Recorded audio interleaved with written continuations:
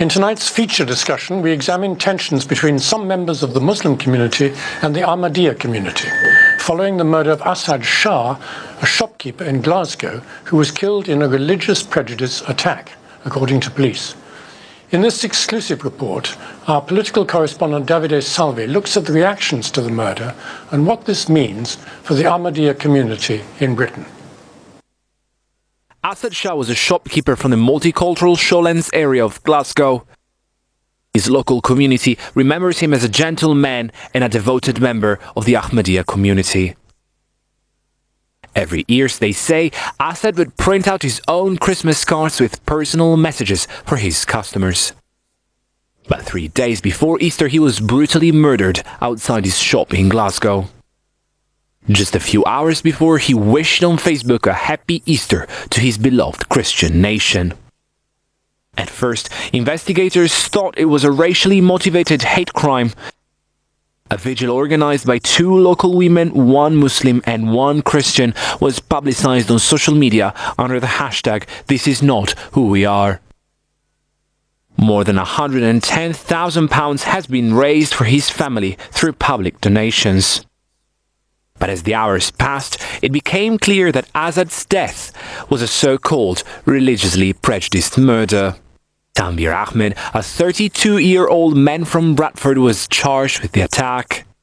Soon he issued a statement claiming he killed Asad because he disrespected Islam by being a member of the Ahmadiyya community.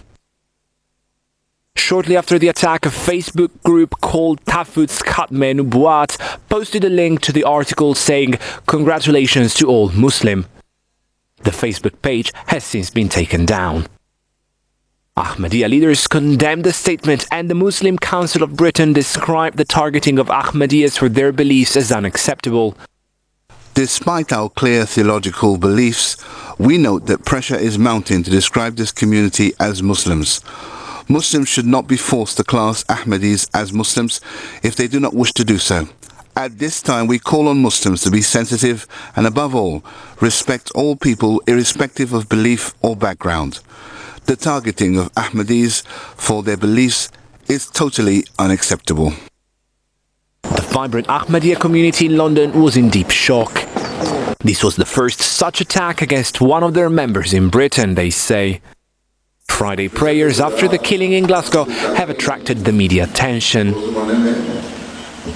Thousands of people flock every Friday in the Batul Futu Mosque, one of the largest Ahmadiyya prayer halls in Western Europe. This resilient community has recently opened a radio and a TV station where they broadcast live the sermons of their worldwide spiritual leader, Hazrat Misra Masroor Ahmad. From there, every Friday he makes an hour-long speech which is simultaneously translated in 7 different languages. Muslims and Ahmadiyya alike are hoping there will be no escalation of violence. The UK president of the Ahmadiyya Association called for peace with the Muslim community. Tragic incident. Our community has been trying very actively to bring all the Muslim communities together. We believed that the promised reformer that came, Mirza Ghulam Ahmad, he came to bring all the Muslims and other communities together in order to create peace in this world. Davide Salvi, the report. Great misfortune that. Well, joining me on Skype to discuss this issue is Muslim affairs commentator Mohammed Ansar. And in the studio is Dr. Al-Haji Manta Drame, Associate Professor of Theology and Philosophy at the Muslim College of London. Gentlemen, welcome to the program. Let me start with you, Dr. Al-Haji. What are the main theological differences between Muslims and the Ahmadiyyas? Bismillah ar-Rahman ar-Rahim. Praise be to Allah subhanahu wa ta'ala, and our salutations to Prophet Muhammad and his family. This is a very interesting and big question. If you look at the history of the Ahmadiyya movement, it is a fairly new movement that started towards the end of the 19th century in Qadian, in Punjab, in India. And so it was formed towards the end of the 19th century, the beginning of the 20th century. When you look at Islamic history in terms of its manifestation and application, you find trends in terms of people's interpretations and understandings. So here comes the Ahmadiyya movement within the Indian subcontinent. At that time, in terms of basically, if you look at the literature of the Ahmadiyya people themselves, one of the magazines they normally write in Arabic is called Taqwa. They believe in basically in everything that Muslims believe in. And they have the Quran as their holy book. As their holy book, and Hadith as well. But some interpretation of certain things may not be accepted by a majority of Muslims. I think what the thorny issue basically between the Ahmadiyyas and the majority of Muslim writers or Muslim critiques of Ahmadiyya movement is about the finality of Prophet Muhammad, Khatimun Nabiyyin. For them, they see it as Khatimun Nabiyyin. Khatam means seal, and not Khatim. Khatim, in Arabic, of course, if you go back to the recitation of the Quran, Khatim and Khatam, they mean the same thing, according to the bulk majority of Muslim scholars of exegesis, tafsir. But for them, although they believe that Prophet Muhammad was the last prophet, but that doesn't necessarily mean that other prophets will not come, in different forms. And again, it's about interpretation and understanding. That particular thing, I think, is not endorsed. But they have their own prophet. They see Mirza Ghulam Ahmad as a prophet, okay, that came to revitalize and renew the message of Islam. So this is the area where different lines. This is unacceptable to Orthodox Muslims. Yes, most of the Orthodox Muslims, most of the Muslims, thinkers, writers, believers, do believe that no prophet will come, after the Prophet Muhammad. So this is the area. And they have their own mosques, as we saw in the film. Yes. So they don't try and pray in an ordinary Muslim mosque. Yes. So there's no problem there about spaces and. Yes, they have their own, wherever they go to, they have their own mosques. In England, for example, or in Africa, they have their own mosques, for themselves and for their devotees. Let me bring in Muhammad Ansar. Are you fearful that there could be violence, that this could be the first sign of some violence in Britain between Ahmadiyyas and other people? I don't think so, and I certainly hope it won't be. The killing of Asad Shah was tragic. It's been condemned across the board. I think, as the brother mentioned, there are some quite significant theological differences between the broader Muslim community, and I think we're talking across the spectrum here within the Sunni and Shia community and within Ahmadiyyas. And as the Muslim Council of Britain have quite rightly said, there should be no pressure on Muslim organisations and recognised Muslim theological organisations and bodies to have to necessarily define the Ahmadiyya community as being Muslim. My understanding is that all of the schools of thought of Sunni and Shia scholarship consider the Ahmadiyya community to actually be outside of the fold of Islam because of some of the theological differences. So I think first and foremost we need to iterate for people within the Muslim communities and those outside of and including the Ahmadiyya communities that I don't see this as a sectarian issue. And I think anybody who is painting this as somehow sectarian violence, as you may see between Sunni and Shia, this is a complete anathema. So well, it's true that this is an isolated incident. Case, but what about these leaflets that seem to be circulating in various places saying that these people should be eliminated or ostracized or even killed?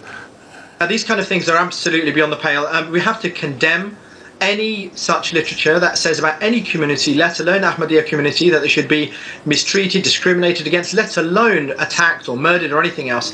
I've been challenged on social media and asked questions about my views about Ahmadiyya communities. I mean, I'm somebody who lives in Hampshire, not far from where I am today, just down the road in Winchester. In the outskirts of Winchester, they have their annual Jalsa, so their annual gathering, where there are about 30,000 of the Ahmadiyya community come here. And for many years I've supported Ahmadiyya activists on interfaith work, on charitable work, on their organisational work. They've invited me along to their jalsa many times. I have very good relations with the Ahmadiyya community, and me personally as well. I grew up in North London amongst what we called within the Pakistani community Mirzai, after Ghulam Mirza. So we didn't see any differences. We lived, ate, played alongside one another, but as an adult, when you become older and you realise actually there are some deep theological differences between the communities, I think once you are aware of these things, and you have to handle these things with sensitivity. So any kind of literature that says about the Ahmadiyya community that they should be harmed or mistreated is troublesome. I do think, however, if I may just add one quick thing, which is the media has been very, very quick to pounce on this and to paint it in three main ways. One is that it's a sectarian issue. Two, that somehow mainstream Islam requires reform because of this, and that somehow mainstream Islamic ideas or theology or communities support this kind of behaviour, which of course they don't.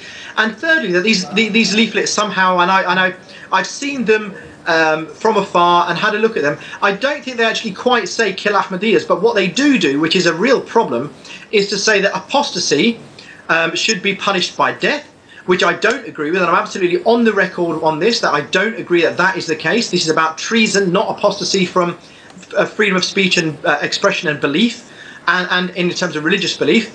It essentially joins the dots, these leaflets do. They say you should punish apostates with death, and Ahmadis or Qadianis are apostates. So I think that is a serious problem. Let me come back to you, Al-Haji. We just heard about the pilgrimage that they do every year. There was a time when the Ahmadiyya went to Mecca for the Hajj, isn't that the case? And then they were told they couldn't come. Yes, you're absolutely right. Let me just say a few words, in addition to what the brother has said, that of course in Islam, human life is sacred. There's no argument about that. When the Quran talks about this sanctity of human life, it doesn't differentiate between Muslim and non-Muslim. Human life in general. Man qatl nafsan bighayri nafsin aw fasadin fil ardi man qatl an-nas jami'a. Whosoever kills a nafs, a soul, and Arabic is very critical here, is indefinite article, which means any soul, whether you like it or not, is valid in the sight of God. So nobody can do that. In terms of the pilgrimage, yes, I have the understanding that they are not allowed to go to Mecca for pilgrimage, because that they are believed to not be within the mainstream Islamic theological discourse. Because of that, I think they are not allowed, by the Saudi government, not to. Now, there has been violence in Pakistan where they originated. Is that now sort of expanding or increasing, or is it? I don't think so. Isolated? I don't think so. I think these are isolated. In Islam, you cannot impose anything on anybody. Religion has to be based on freedom, which is very fundamental to Islamic theological discussion. La ikraha fi din, there's no compulsory religion. And this is the basic foundation of Islam. Ya ayyuhal kafirun, qul ya ayyuhal kafirun la a'budu ma ta'budun. Tell them we will not believe in what they believe, and they don't believe in what I believe. So everybody has the freedom to believe in whatever they want to believe in. But I think we've got to differentiate here, gentlemen, between what I call politics and theology. Many times people confuse the two, and these have to be separated. Politics has its domain, and the theology has its domain. Some of the actions by people are purely political, and they have not to do with Islamic theology as such. But you think the situation is quite isolated in Britain? You see no signs that there could be some tension developing? I think engagement is very important. Education is very important. Interfaith dialogue, the brother referred to, is very important. We've got to. I work as well as head of interfaith department at the Central Mosque in London here. So that's very fundamental to Islam. In fact, if you go back to history, the whole chapter, Ali Imran, chapter 4 of the Quran, is dedicated to interfaith. When Prophet Muhammad, invited the Christians of Najran, and they had debate. They disagreed with him, he disagreed with them, they agreed on certain points, and disagreed on certain points. Tell them, the people of the book, let's come on the same platform, ethical values we share with Jews and Christians, and so on and so forth. So there are foundations on which we've got to stand, commonalities we share as human beings, as religious believers, and so on and so, as human beings in general. And many times Quran, refers to this, tell people good, deal with people good.